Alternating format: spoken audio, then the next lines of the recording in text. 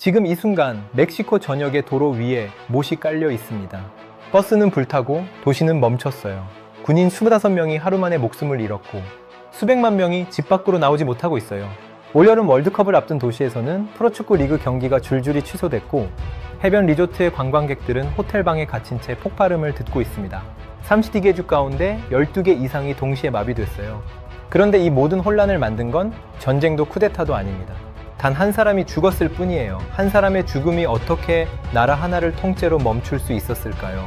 그리고 그 뒤에는 우리가 전혀 몰랐던 이야기가 숨어 있습니다. 2월 22일 멕시코 특수부대가 할리스코주의 산골마을 타팔파에서 한 남자를 사살했습니다.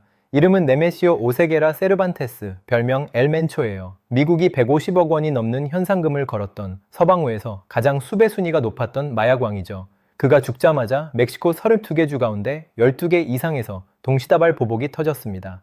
이 보복의 규모와 속도가 왜 충격적인지, 그리고 앞으로 어떤 일이 벌어질 수 있는지는 뒤에서 자세히 다룰게요. 먼저 이 한 사람이 어떻게 한 나라를 흔들 수 있는 힘을 갖게 됐는지부터 이야기해 보겠습니다. 엘멘초의 본명은 네메시오 루벤 오세게라 세르반테스입니다. 1966년 멕시코 미초아칸주 아기이아라는 작은 시골 마을에서 태어났어요. 포장도로도 변변이 없는 산속 깊은 곳에 자리한 농촌이었습니다. 어린 시절부터 마리화나 밭에서 일했죠. 먹고 살기 위해서였어요. 20대 초반 더 나은 삶을 찾아 불법으로 미국 국경을 넘었습니다. 캘리포니아에 도착한 그는 농장에서 품을 팔다가 어느 순간 헤로인 거래에 발을 들였어요. 1992년 샌프란시스코에서 잠복 수사관에게 직접 헤로인을 건네다 체포됐고 연방교도소에서 3년을 보낸 뒤 멕시코로 추방당합니다. 여기서 이 사람의 인생에 가장 큰 반전이 나와요. 추방 후 그가 선택한 직업이 뭐였을까요?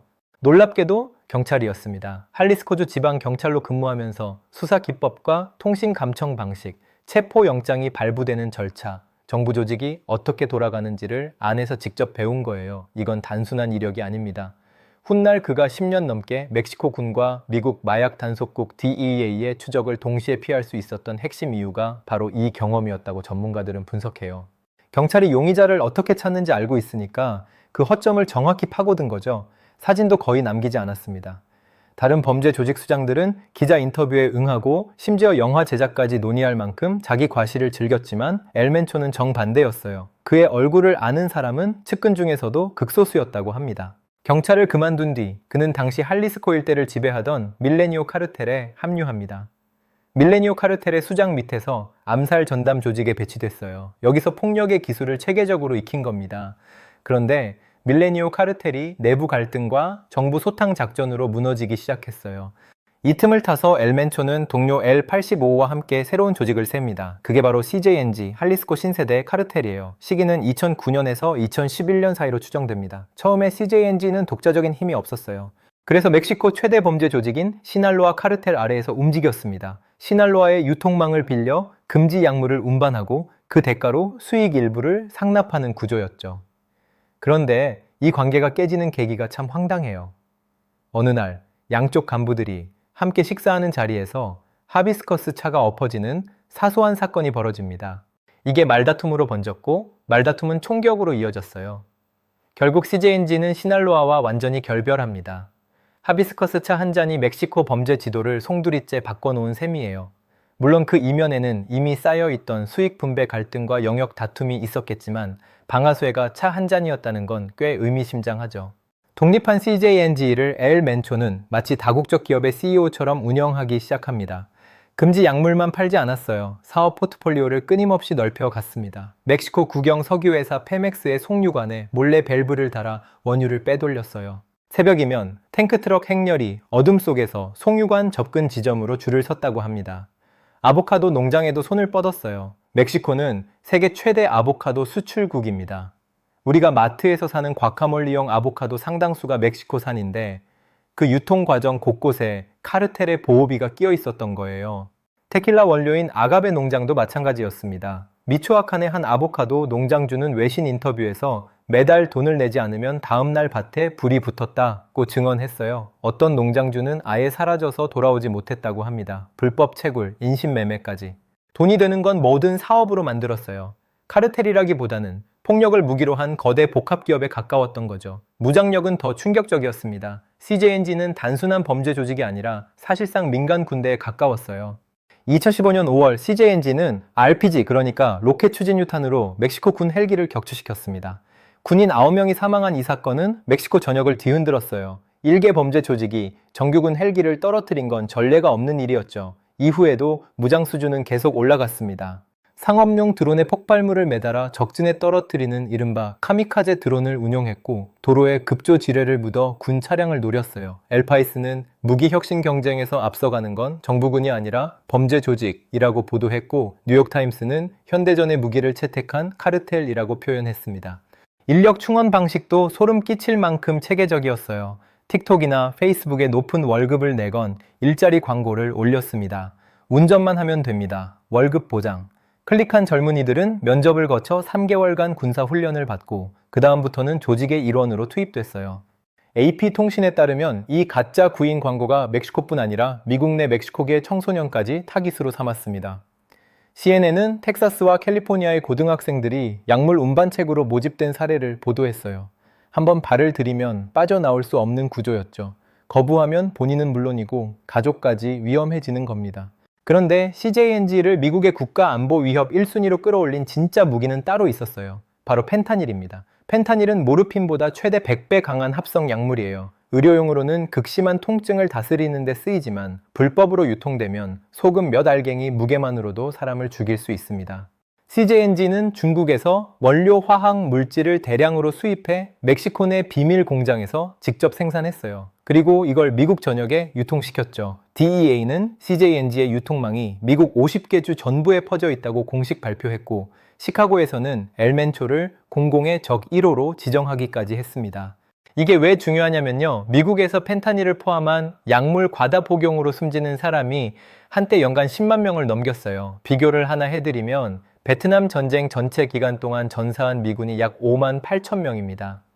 펜타닐은 매년 그보다 많은 미국인의 목숨을 앗아간 거예요. 그래서 미국은 이 문제를 단순한 범죄가 아니라 국가 안보 위협으로 격상시켰습니다.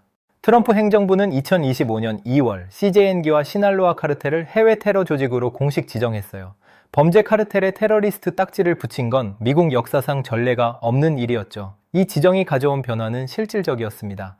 과거에는 범죄 카르텔 추적이 DEA와 FBI의 업무였어요. 하지만 테러 조직으로 지정되면서 미국 군사위성과 신호감청 장비, CIA의 인적 정보망까지 카르텔 추적에 동원될 수 있게 된 겁니다. 올해 1월 출범한 카르텔 전담 합동팀, 줄여서 JITF-CC라는 조직이 바로 그 결과물이에요. 로이터 통신의 독점 보도에 따르면 이 합동팀의 수장인 미 육군 준장은 카르텔 핵심 간부가 수백 명에 불과하지만 약물 운반에 관여하는 하청 인력은 20만에서 25만 명에 달한다고 밝혔어요. 거대한 피라미드 구조인 거죠. 그리고 이 합동팀이 엘멘초의 위치를 특정하는 데 결정적인 역할을 한 겁니다. 그런데 이 모든 첨단 정보와 군사 기술에도 불구하고 마지막 결정적 단서는 의외의 곳에서 왔어요. 멕시코 국방장관이 월요일 기자회견에서 밝힌 바에 따르면 엘멘초의 위치를 최종 확인해 준 건 그의 연인이었습니다. 연인과의 만남 장소가 포착되면서 작전이 급속도로 진행된 거예요. 10년 넘게 경찰과 군의 추적을 피해온 범죄 조직 수장이 가장 가까운 사람의 정보로 최후를 맞았다는 건 상당히 의미심장하죠. 위성과 드론과 감청 장비를 총동원해도 잡지 못한 사람을 결국 인간적인 약점 하나가 무너뜨린 겁니다. 여기에 한 가지 더 흥미로운 사실이 있어요. 이번 작전을 총괄한 멕시코 안보장관 오마르 가르시아 아르푸치, 이 사람은 CJN과 아주 깊은 악연이 있는 인물입니다. 2020년 6월 당시 멕시코시티 경찰청장이던 그는 아침 출근길에 CJNG가 보낸 무장 괴한 28명의 습격을 받았어요. 장갑 SUV에 수백 발의 총탄이 박혔고 그레네이드 라이플까지 동원됐습니다. 경호원 2명이 사망하고 민간인 1명도 희생됐어요. 아르푸치 자신도 총상 3발을 입었지만 기적적으로 살아남았습니다. 이 사건 이후 그는 멕시코의 배트맨이라는 별명을 얻었어요. 바로 그 사람이 지금 멕시코 안보의 최고 책임자로서 엘멘초 작전의 사령탑을 맡은 겁니다. 6년 전 자신을 죽이려 한 조직의 수장을 직접 추적해서 끝낸 거예요. 이번 작전에는 국가적 의지뿐 아니라 한 사람의 개인적 결의까지 담겨 있었던 거죠. 자, 이제 모든 퍼즐이 맞춰졌어요. 미국의 정보력, 멕시코의 특수부대, 연인의 제보, 그리고 6년 전 총탄 세례를 견뎌낸 사령관. 이 모든 것이 하나의 작전으로 모인 날이 2월 22일이었습니다. 그날 새벽 멕시코 특수부대가 타팔파의 산간 지역으로 진입했어요. 해발 2000m의 소나무 숲 사이 안개가 걷히기 전이었습니다. 미군은 현장에 투입되지 않았지만 위성 영상과 신호 정보를 실시간으로 제공했어요. 특수부대가 은신처에 접근하자 경호팀이 즉각 응사했습니다. 산골짜기에 총성이 메아리 치는 가운데 400발 이상의 탄환이 오갔어요. 경호원 4명이 현장에서 쓰러졌고 나머지 인원은 부상 상태로 헬기에 실렸죠. 엘 멘초도 그중 한 명이었습니다. 의료진이 헬기 안에서 응급처치를 시도했지만 수도까지 가는 동안 총상이 너무 깊었어요. 그는 하늘 위에서 숨을 거뒀습니다. 작전 중 멕시코 군인 3명이 부상했어요. 전 DEA 국제작전국장 마이크 비질은 이 작전을 약물 밀거래 역사상 가장 중대한 작전 가운데 하나라고 평가했습니다. 미국 백악관은 엘 멘초를 미국의 모든 동네에 합성 약물을 밀어넣은 최대 타깃이라고 규정했어요. 트럼프 대통령은 월요일 소셜미디어에 멕시코는 카르텔과 금지 약물에 더 적극적으로 나서야 한다고 적었죠. 그리고 바로 이 순간부터 멕시코는 불바다가 됐습니다. 엘 멘초의 사망 소식이 퍼지자마자 마치 사전에 짜인 매뉴얼처럼 32개 주 가운데 20개 이상에서 동시다발 보복이 시작됐어요. 과달라하라에서는 시내버스와 주유소에 불이 붙었고 시민들은 연기가 자욱한 거리를 맨몸으로 뛰어야 했습니다. 관광도시 푸에르토 바야르타에서는 리조트에 묵던 미국인, 캐나다인 여행자들이 호텔 밖으로 한 발짝도 나갈 수 없었어요. 시카고에서 휴가를 온 한 관광객은 CBS 뉴스에 창밖에서 폭발음이 들렸고 전쟁터에 온 줄 알았다고 말했죠. 칸쿤과 티와나에서도 차량 방화와 도로 봉쇄가 이어졌습니다. 미초아칸주 시타쿠아로에서는 카르텔 조직원들이 도시 출입구를 전부 막아버렸어요. 병원도, 마트도, 택시도 전부 멈춘 겁니다. 이 도시의 한 주민은 알자질에 이렇게 말했어요. 몇 분 만에 도시 하나가 완전히 마비됐습니다. 그때 깨달았어요. 이 조직이 가진 힘이 얼마나 거대한지. 안보장관 아르푸치는 월요일 기자회견에서 할리스코에서만 27건의 비겁한 공격이 있었다고 밝혔습니다. 국가수비대원 25명 사망, 민간인 1명 사망, 카르텔 조직원 30명 사살, 7개 주에서 70명 체포. 대통령 셰인바움은 침착하게 정확한 정보를 따르라는 메시지를 올렸어요. 할리스코주에는 최고 단계 비상사태가 선포됐고 대중교통이 전면 중단됐습니다. 미국 대사관은 18개 주에 안전경보를 발령하면서 8개 도시의 자국민에게 숙소 밖으로 나오지 말라고 경고했어요. 영국과 캐나다 정부도 여행 자제 권고를 내렸죠. 보안 분석가 에드가르 게라는 이렇게 설명했습니다. 불과 도로 봉쇄의 이면에 숨은 메시지를 봐야 합니다. 이건 범죄 조직이 자신의 질서가 위협받았을 때 보내는 신호예요. 20개 주에서 거의 동시에 같은 방식으로 벌어졌다는 건 즉흥적 분노가 아니라 수십 년에 걸쳐 구축된 시스템이 자동으로 작동한 거라는 뜻이죠. 이제 앞으로의 파장을 생각해 볼게요. 먼저 과달라하라입니다. 이 도시는 올여름 FIFA 월드컵 경기가 열리는 개최 도시예요. 에스타디오 아크론에서 조별리그 경기가 예정돼 있죠. 그런데 바로 이 도시에서 버스가 불타고 총성이 울렸습니다. 리가 MX 프로축구 경기 4개가 즉시 취소됐고 가디언지는 월드컵 보안에 대한 우려가 급격히 높아지고 있다고 보도했어요. 캐나다 정부는 자국민에게 멕시코 여행 자체를 자제하라는 권고를 내렸습니다. 월드컵을 넉 달 앞두고 터진 이 사태가 멕시코의 관광 산업과 국가 이미지에 어떤 타격을 줄지 지금으로선 가늠하기 어렵죠.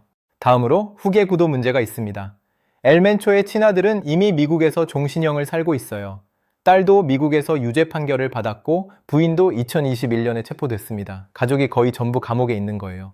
지금 가장 유력한 후계자로 거론되는 인물은 엘 멘초의 의부사들, 별명 엘 펠론이에요. 카르텔의 준군사 조직을 직접 지휘하는 인물이죠. 하지만 보안 전문가 크리스 달비는 알자지라 인터뷰에서 이렇게 경고했어요.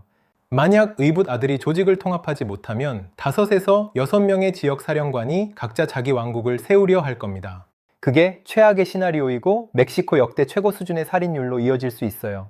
이건 추측이 아닙니다. 과거에 이미 반복된 패턴이에요.